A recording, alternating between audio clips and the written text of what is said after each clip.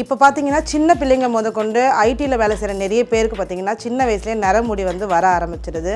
So அந்த மாதிரி ரீசனில் என்ன மாதிரி ஆயில் போட்டால் அது கண்ட்ரோல் ஆகும்னு சொல்லிட்டு நம்ம வந்து இப்போ நெக்ஸ்ட் வந்து ஆயில் ப்ரிப்பேர் பண்ண போகிறோம். ஸோ அதுக்கு என்னென்ன இன்க்ரீடியன்ஸ் தேவைப்படுதுன்னு பார்க்கலாம். வேம்பாலை பட்டை. ஸோ இது வந்து பார்த்திங்கன்னா நம்ம ஆயிலில் ரெகுலராகவே போடும் போதும் இது வந்து ஒரு மாதிரி ரெட் கலரில் நமக்கு கிடைக்கும். ஸோ இது வந்து ஹேரை வந்து நமக்கு பிளாக் ஆக்கிறதுக்கு ரொம்பவே யூஸ் பண்ணோம். அதே மாதிரி கருவேப்பிலையும் வந்து ஹேரை வந்து நல்லாவே டார்க்காக வச்சுருக்கோம். ஸோ சின்ன குழந்தைங்களுக்கு நீங்கள் யூஸ் பண்ணுறீங்க அப்படின்னா ரெகுலராகவே இதை ஆயிலில் போட்டு யூஸ் பண்ணிங்கன்னா அவங்களுக்கு வெள்ளை முடி இருந்தால் கூட கருப்பாகிறதுக்கு நிறைய சான்சஸ் இருக்குது. ஸோ நெக்ஸ்ட்டு வந்து பார்த்திங்கன்னா வேப்பம்பூ பார்த்திங்கன்னா சேம் டேண்ட்ரஃப்காகவும் நம்ம ஹேர் பிளாக் ஆகிறதுக்காகவும் யூஸ் ஆகுது. வேப்பிலை, அப்புறம் பார்த்திங்கன்னா ரோஜா பெட்டல்ஸ் இருக்குது நம்மக்கிட்ட, ஆவாரம்பூ இருக்குது. நெக்ஸ்ட்டு பார்த்திங்கன்னா செம்பருத்தி எதழ்.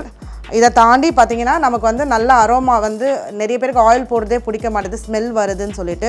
ஸோ அந்த மாதிரி ரீசன் இருக்கக்கூடாதுன்னு சொல்லிட்டு அது கூடவே நம்ம வெற்றி வேரும் இது கூட ஆட் பண்ணுறோம்.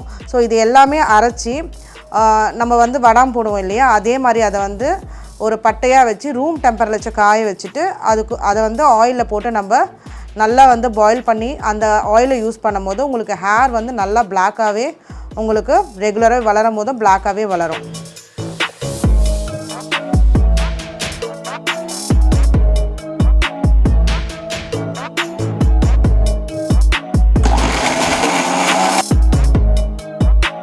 ஸோ இதை வந்து நம்ம வடாம் போடுற மாதிரி ரூம் டெம்பரேச்சர் வச்சு ட்ரை பண்ணிக்கணும்.